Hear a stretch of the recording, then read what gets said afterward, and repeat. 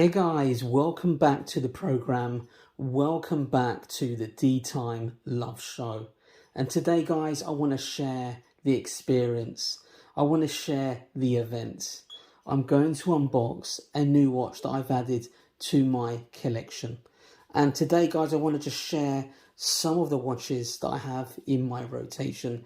Those of you that follow me on Instagram and have followed me on the channel know that I'm a watch addict and I run the Watch Addiction Club on Facebook group. Check it out in the description below. But these are just some of my watches. These are my sort of like everyday watches. And I also have my investment watches that I keep in a deposit box. All of these watches will be going, well, will come and go in my deposit box from time to time. But guys, I want to share what I've bought with you guys, because this is, I think, as a watch collector, as a watch aficionado, as a watch addict, whether it's watch addiction or watch investment, I just want to share my experience in my journey in horology with you guys on the channel. And I'm always intrigued to hear your support and your thoughts and your comments, so leave your comments below in the description. But before I unveil and unbox this watch, and this is not going to be a technical review, I'll do another dedicated video once I've owned the watch for at least 3 to 6 months to give you more of a technical review of my thoughts on the pros and the cons. I want to give a big shout out to Dennis from mayfairwatch.com that made this opportunity happen. And those of you that have just watched the intro, you know what the watch is. But anyway, let's get down to business. Let's get the job done. Let's unveil this bad boy. Let's take a closer look at the watch that I've added to my collection. Now, this watch is a full set, box, papers, and it even comes with a bezel protector. But let's pop the box open. And there it is, guys. We have the Rolex AirKing 116900, the BloodHound variant. Now, the Rolex AirKing has been on my radar since 2016. Now, the original Rolex AirKing was discontinued in 2014, and they relaunched this model in 40mm in 2016, and it was in cooperation. They've collaborated with the BloodHound project, which is a supersonic car. Now, let's just take that bezel protector off. Let's take a closer look at this watch, guys. And I love novelty pieces. I love the fact that Rolex have collaborated with the BloodHound Jet supersonic car. And a lot of people don't really know the story behind this watch. There's a lot of different interpretations and stories of how this watch came about. Did Rolex use spare parts to put it together? What is that dial all about? But in 2016, they launched this watch, and it's based on the BloodHound Jet instruments found in that jet stroke car. So it's a supersonic project. And take a closer look at the instruments, the speedometer, the gauges, and you'll see exactly what I mean by the dial. Very unique. It's a one-off Rolex, I have to say. Very unique. I'll be honest with you, I wasn't really that keen when I first noticed a photograph of the watch, but I was invited to a Rolex VIP event just to see the latest models in 2016. And when I put this watch on the wrist, I was pleasantly surprised. It's got a real heft to it. The weight, everything about it was impressive. Much more impressive on the wrist than it is in photographs or even video, to be honest with you. Now, technically, the Rolex AirKing BloodHound is exactly the same as the Rolex Milgauss, which is famous for its anti-magnetic resistance. Now, this hosts exactly the same movement as the Milgauss, the 3131. It also hosts exactly the same case. The only difference is that it hasn't got the high-end finish polish of the Milgauss. It's got more of a satin finish on this particular model. And I love that. It's very tallish. Is that a word? Yeah. It's a very Rolex purist watch, very masculine. But for me, probably the reason why I've bought this watch now, and I'll be totally honest with you, although the Rolex AirKing was something that I thought I'd always buy and add to my collection, it was only recently that I decided to pull the trigger because I noticed the prices had suddenly jumped dramatically. Now, the Rolex AirKing was always the best for me, pound for pound, the best bang for buck, just like the Rolex Explorer 39mm, and I always thought they'd be there for a while, but it still runs off the old 48 hours power reserve movement, the 3131. It's due an upgrade, or it's due to be discontinued, and there's a lot of rumors over the last three to 4 months that the Milgauss and the AirKing are going to be discontinued. Will both of them be discontinued? I probably think not.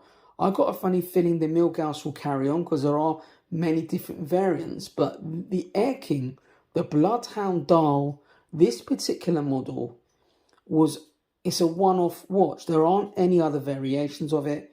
This is the only Rolex AirKing available in the lineup, and it's unique in the fact that if you look at pre-2014, the smaller sizes, a totally different look.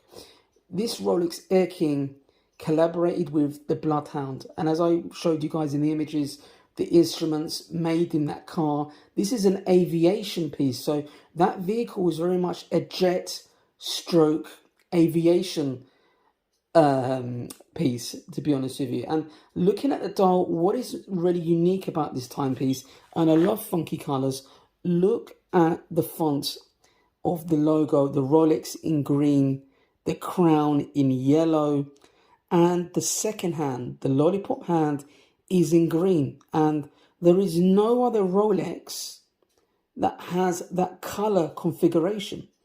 And so it really puts it in good stead to be a highly investable piece, for sure.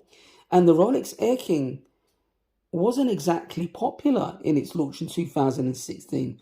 It was very much a Marmite watch, for sure. Not a lot of people were sure about this style. They didn't understand the concept. There wasn't that much marketing around this particular timepiece at the time. Of course, they did market it with the new releases, but at the time there was a lot of cool Rolex Daytonas that were launched, and this was really much in the shadow of those pieces. Now, most recently, I've noticed on the Rolex website, they've been heavily advertising the piece as well. Unusual.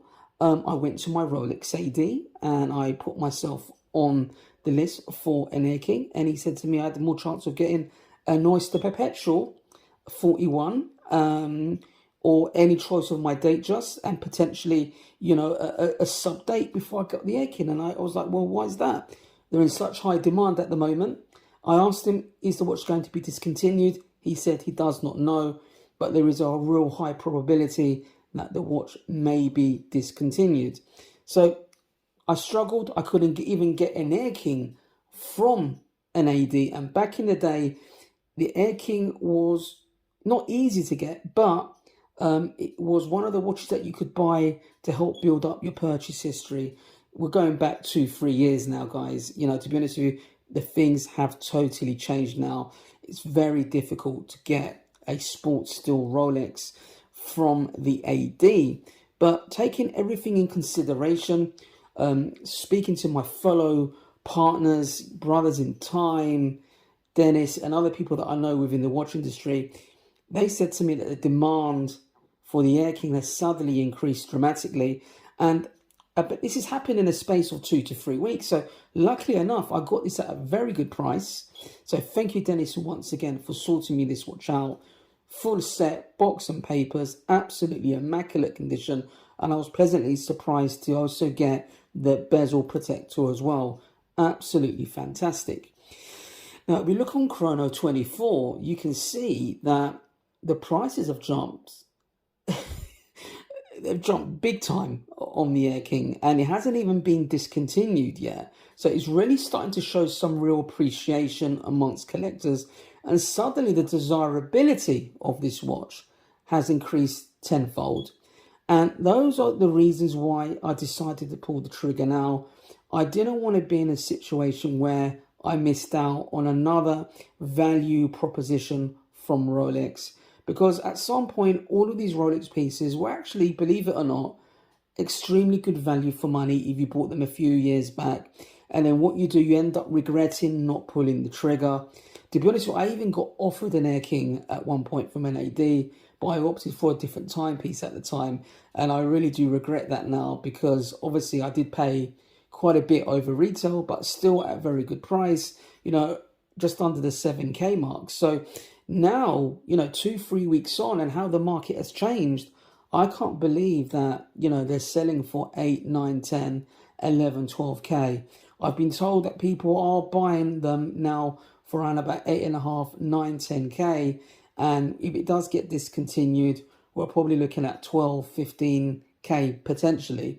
But the market is looking very good for the AirKing. And before, they were very reasonable. Definitely a reasonable timepiece, a really good value proposition from Rolex. How often do you hear that in regards to the king of watches? But let's get this bad boy on the wrist to give you a wrist shot.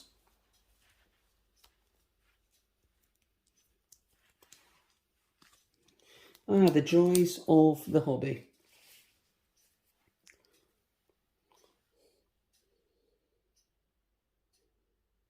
Now, let's just clean that up. The only thing is that the actual watch, the bracelet, is satin finish, but the bezel is a high-end finish polish, and it does show finger marks very easily. But I've got a 7-inch wrist, and the watch wears perfectly. It's got a bit of weight to it. To be honest with you, it weighs, I don't know if it's my imagination, but I think it weighs more than a sub, just slightly. It just feels pretty heavy, to be fair. It really does feel like a substantial piece. You have to wear this watch to really appreciate what it's about. Now, let's look at the BloodHound dial. Now, like I said, the color variations of the crown, the Rolex logo, and the second hand is in green. And this is the only Rolex model in the lineup that has this color configuration. They've also got the traditional AirKing font there as well. They've got the Explorer markers as well, the 3, 6, and 9, which is in white gold. And so are the hour hand and the minute hand and the second hand are also in white gold. But the other thing that you'll probably be wondering is, why have you got a 5, a 10, a 20, a 25, a 35 and 40, 50, 55? Well, this is based on the instrument within the BloodHound jet. It's a project that they've been working on to break some records. The project is still ongoing, I was told, officially from Rolex. It hasn't been discontinued, but maybe they're going to discontinue it because maybe we're going to find out maybe they have broken the records that they needed to achieve. Or maybe they're just going to give up on the project in general, and they just decided to give up on the BloodHound project. But the mere fact that this Rolex, for me, really represents what Rolex is about. It's a real masculine, purist watch. It's a real tool watch, but it also is quite versatile. The case is typical Rolex. To be honest with you, the case is a little bit more refined, not so blocky as some of the other sports models. It is identical to the Milgauss case. Technically, it's identical as well. So it is anti-magnetic to 1 Gauss. To be honest with you, yeah, compared to my Omega Seamaster, that's not that great, really, because that's 15 Gauss. But don't forget, this watch was launched in 2016. It is due for an upgrade in the movement. But I get a feeling from other collectors and the way the market's going, it's now no longer the underrated Rolex. It is getting a lot of the limelight and people talking about it. And look at myself. I've decided to pull the trigger and buy the AirKing. Guys, it's a very cool watch. Leave your comments below. Let me know what your thoughts are. It is a very unique, different aviation timepiece. Well, it's a bit of both, isn't it? It is an aviation timepiece, but it's based on the jet instruments of the vehicle that Rolex produced for the BloodHound. It's got a 48 hours power reserve, it's 100 meters water resistant. And yeah, I can see this being one of my daily watches. Probably its biggest competitor within my collection is the Omega Seamaster Professional 300. This is the latest variant, the latest edition. Look, the only thing I would say that I'm not too happy with what Rolex do, they don't provide any anti-reflective coating on their crystals, which is pretty disappointing. In particular, you know, these watches, you know, they retail for just under 6K. Okay, on the secondary market, they go for a lot more. But to be honest with you, I don't understand why Rolex don't apply that anti-reflective coating. Because if you look at the Omega Seamaster Professional, look at that, how well you can see the dial.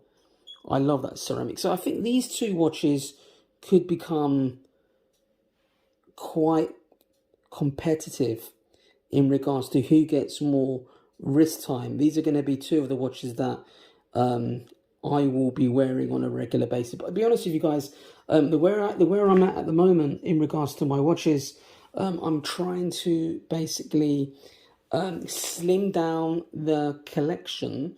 Now, this is very much a bit of a daily wearer stroke investment piece, because I do feel it's got real potential to increase in value, and it has done already. In the space of, put it this way, I decided to buy the watch from mayfairwatch.com in the space of 7-8 days. I received the watch within 7-8 days. He hand delivered the watch to me, and literally in a matter of a couple of, within 48 hours, I looked online and I was shocked to see the prices. And like I just demonstrated to you guys, I was shocked to see how high these prices are going. Whether they're actually selling for these prices, I'm not sure.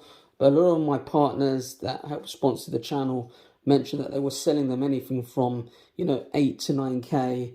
And if it does get discontinued, we're looking at, you know, 12s.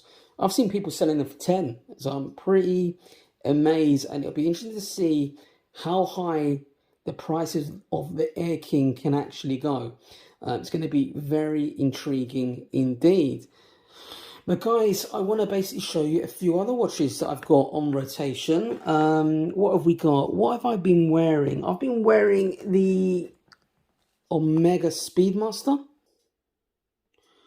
Now let's have a look at some of the other watches I've been wearing more recently. And I've been wearing this Speedy for the last few days. And this is a two-tone Omega Speedmaster automatic. It's the 39mm. They call it the reduced. It's not the moon watch. Now, these were really underappreciated as well, but most recently they've started to appreciate in value, and they are still probably the best value proposition when it comes to the Omega Speedmaster. I know it's automatic and it's not the manual wind, but the moon watch has become so expensive now, and you can pick the Omega Speedmaster automatic for just above 3K now. These two-tone watches are extremely good value, especially now that two-tones come back. So this has been getting some really cool wrist time. Check out some of my partners, my trusted partners, Brothers in Time and Dennis. They potentially will have a few Speedmasters. Mention the DeeTimeLove channel. Let them know you've come through the channel, and potentially they could give you some very good discounts. So that's that Omega. Also, this Omega I tend to wear quite a bit, guys. This is pretty much my favorite watch that gets the most wrist time.